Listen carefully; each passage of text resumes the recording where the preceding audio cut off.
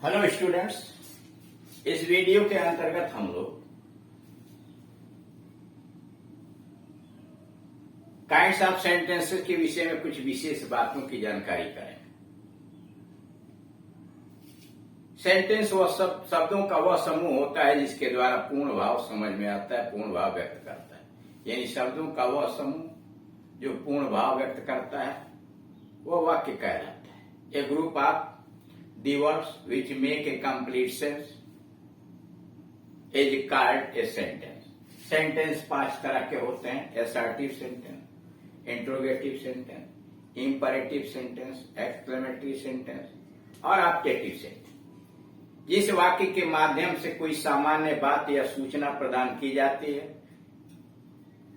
किसी कार्य के होने या न होने के विषय में सूचना दी जाती है, वह असर्टिव सेंटेंस कहलाता है। जिस वाक्य के माध्यम से कोई प्रश्न पूछा जाता है वह इंट्रोगेटिव सेंटेंस कहलाता है।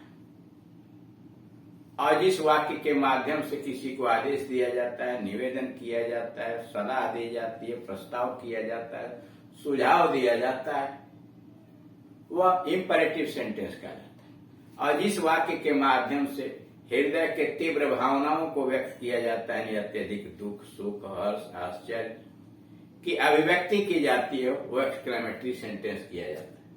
आज इस वाक्य के माध्यम से अपनी हार्दिक इच्छाएं व्यक्त की जाती हैं, किसी को शुभकामना दिया जाता है, श्राप दिया जाता है, वह ऑब्जेक्टिव सेंटेंस कहलाता है। इन वाक्यों के विषय में कुछ विशेष बातें यहां दी गई। Note: could you meet me tomorrow? क्या आप मुझसे कल मिलेंगे? Would you meet me tomorrow? क्या आप मुझसे कल मिलेंगे? Would you mind distributing the papers to the students? क्या आप को विद्यार्थियों के पर्चे बांटने में कोई आपत्ति है? क्या आपको विद्यार्थियों को पर्चे बांटने में कोई आपत्ति है? यानी would you mind, क्या आप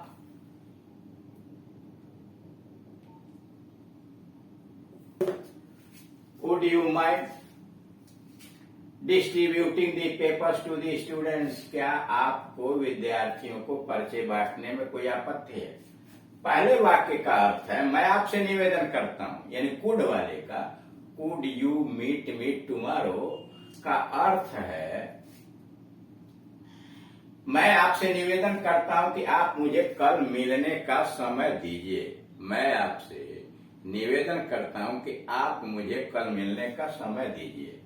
और दूसरे वाक्य का यानी would you mind distributing the papers to the students, इसका अर्थ है आप विद्यार्थियों को पर्चे बांटने का कष्ट कीजिए। ऐसा क्यों? इसका कारण है कि वुड और कुड का प्रयोग मॉडल एक्सिलरीज, यानी वुड और कुड का प्रयोग मॉडल एक्सिलरीज अर्थात मॉडल्स के रूप में रिक्वेस्ट, बेनती प्रदर्शित करता है। यानी इनका प्रयोग मॉडल एक्सिलरी वर्ब के रूप में हुआ और यह मॉडल्स के रूप में विनती, रिक्वेस्ट प्रदर्शित करता है। इसलिए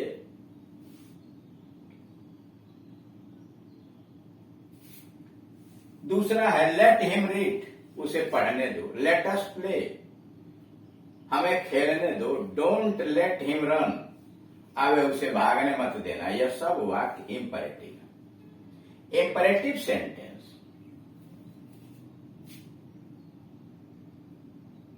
में सब्जेक्ट, इंपरेटिव सेंटेंस में सब्जेक्ट यू छिपा रहता है। यू सेकेंड पर्सन का प्रोनाउन है जब हमें, किंतु जब हमें फर्स्ट पर्सन या थर्ड पर्सन के प्रोनाउन या नाउन को संबोधन करना होता है, यू सेकेंड पर्सन का प्रोनाउन है, लेकिन जब हमें फर्स्ट या थर्ड पर्सन के प्रोनाउन को संबोधित करना होता है तब हम लेट का प्रयोग कर देते हैं। Positive, note number 3, positive, negative और इंपरेटिव, मतलब असर्टिव सेंटेंस हो तो असर्टिव 2 तरह का होता है, पॉजिटिव और नेगेटिव। और इंपरेटिव सेंटेंस के अंत में फुल स्टॉप लगाया जाता है, यानी पूर्ण विराम लगाया जाता है। सेंटेंस अगर असर्टिव है, भले ही वो अफर्मेटिव में हो या नेगेटिव में, सेंटेंस इंपरेटिव में, चाहे वो अफर्मेटिव हो या निगेटिव में, उनके अंत में फुल स्टॉप लगाते हैं। चौथा, प्रश्नवाचक वाक्यों के अंत में प्रश्नसूचक चिन्ह लगाते हैं और एक्सक्लेमेटरी वाक्यों के अंत में या बीच में आवश्यकता अनुसार विस्मय बोधक चिन्ह लगाया जाता है। यानी सेंटेंस अगर एक्सक्लेमेटरी है तो या तो अंत में या व्यवस्था के अनुसार बीच में कहीं एक्सक्लेमेटरी साइन ऑफ एक्सक्लेमेशन लगाया जाता है। पांचवा, केवल एक्सक्लेमेटरी सेंटेंसेज ही ऐसे वाक्य हैं, यानी विस्मय बोधक वाक्य ऐसे वाक्य हैं जिनमें कभी कभी वर्ब का प्रयोग नहीं होता। यानी एक एक्सक्लेमेटरी सेंटेंस ही ऐसा है जिसमें कभी कभी क्रिया का प्रयोग नहीं होता। वर्ब शब्द वाक्य का सबसे महत्वपूर्ण शब्द है। करा वाक्य में सबसे महत्वपूर्ण शब्द अगर कोई है तो वर्ब है, क्रिया है। केवल यही शब्द ऐसा है जिसका प्रयोग प्रत्येक वाक्य में होना आवश्यक है। यानी वर्ब ही एक ऐसा शब्द है जो प्रत्येक वाक्य के अंतर्गत इसका रहना आवश्यक है। यदि किसी शब्द समूह में वर्ब नहीं है, यानी शब्दों का कोई समूह है जिसमें वर्ब नहीं है, तो वह उस शब्द समूह को वाक्य नहीं कहा जाएगा। जैसे इन ए कॉर्नर, कोने में, ऑफ ग्रेट ब्यूटी, अत्यधिक सुंदरता का, हाउ टू डू एटसेट्रा।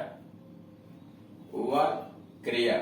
शब्द लैटिन भाषा के शब्द वर्बम से बना है। वर्ब जो है लैटिन भाषा के शब्द वर्बम से बना है।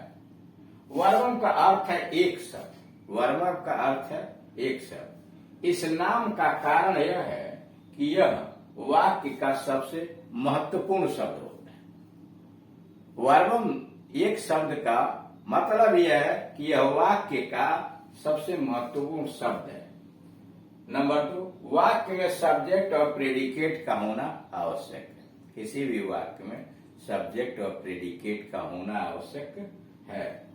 नंबर 3, फ्रेज वाक्यांश में न तो सब्जेक्ट होता है और न ही प्रेडिकेट। करा फ्रेज में, वाक्यांश में न तो सब्जेक्ट होता है न प्रेडिकेट। जैसे give up, put on, see up. Verb नहीं है, क्रिया नहीं है, क्योंकि इनके साथ न तो कोई सब्जेक्ट ही है और न ही कोई प्रेडिकेट। अतः give up, put on, see up को फ्रेजल वर्ब कहेंगे।